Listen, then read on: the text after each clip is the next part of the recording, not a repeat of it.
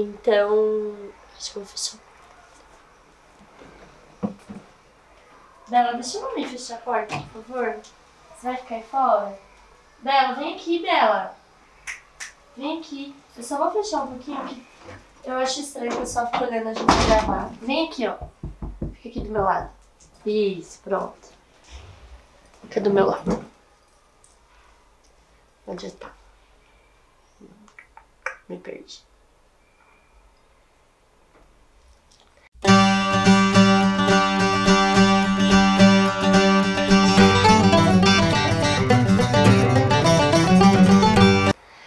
Oi gente, tudo bem? Eu espero que vocês estejam bem.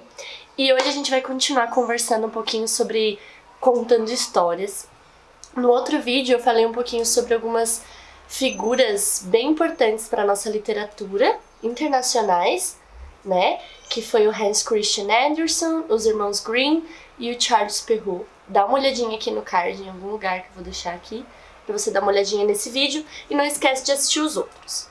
Hoje a gente vai começar a falar um pouquinho sobre a literatura infantil, que infelizmente o senso comum, quando eu digo senso comum, eu digo assim, um pouquinho assim da maioria da sociedade, infelizmente acha que a literatura infantil não é tão importante assim.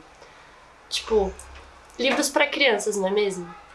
Mas é um engano, né? Porque assim, a literatura infantil, o escritor que escreve para criança, ele escreve para moldar uma pessoa, um futuro adulto, um cidadão. Então, a literatura infantil, ela é muito rica, porque ela ensina o bem e o mal, o certo e o errado, ela transforma o caráter da criança, ela tem o poder de ensinar os valores para elas em mil e outras coisas, né? De a gente vai falar, tô fazendo barulho ali, da gente falar da questão que desenvolve não só essa questão da personalidade, mas desenvolve empatia, transforma a criança, a perspectiva dela ver o mundo.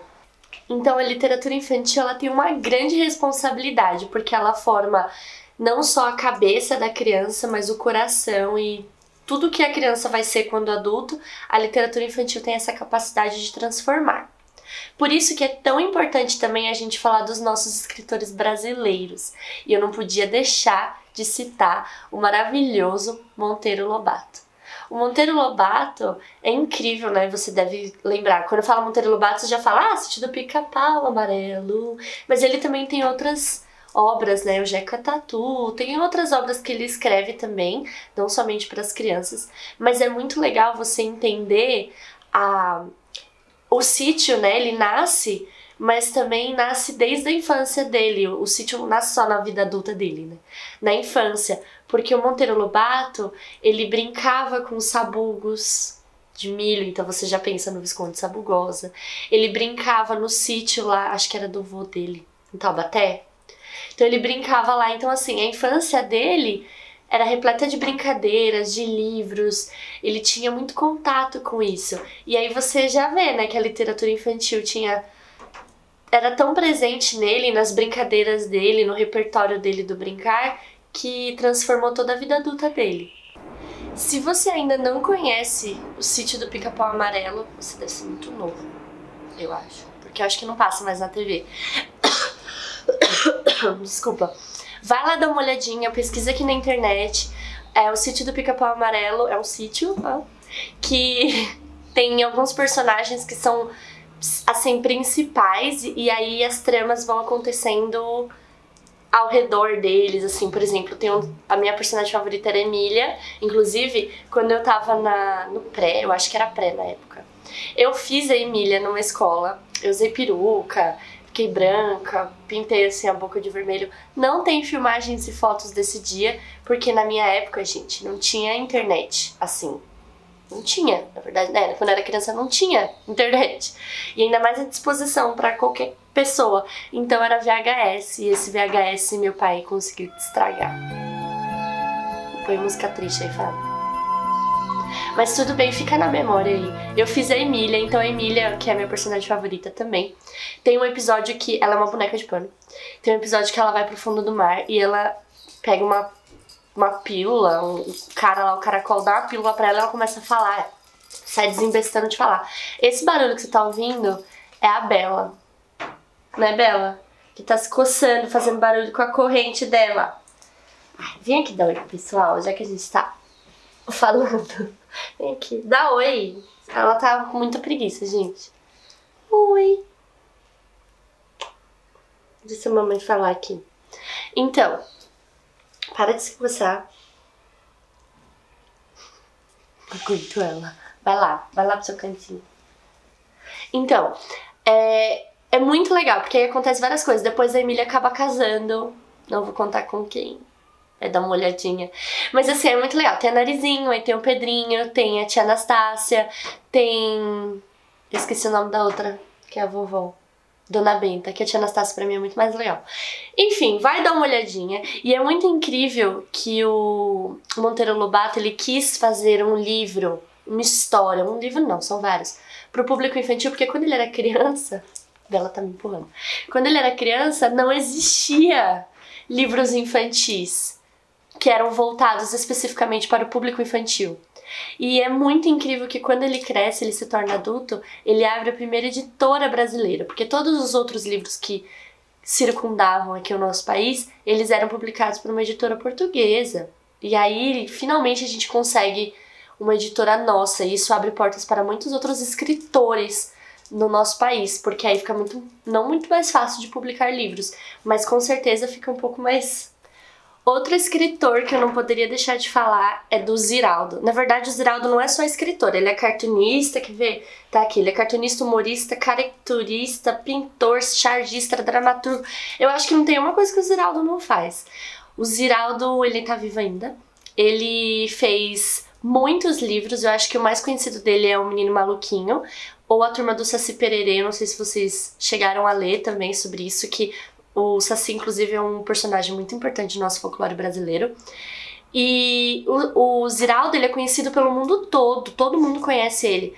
Até porque quando o primeiro astronauta foi lá pra Lua, acho que foi o Neil Armstrong, não foi o primeiro, né? Tem várias teorias que falam que foi o primeiro.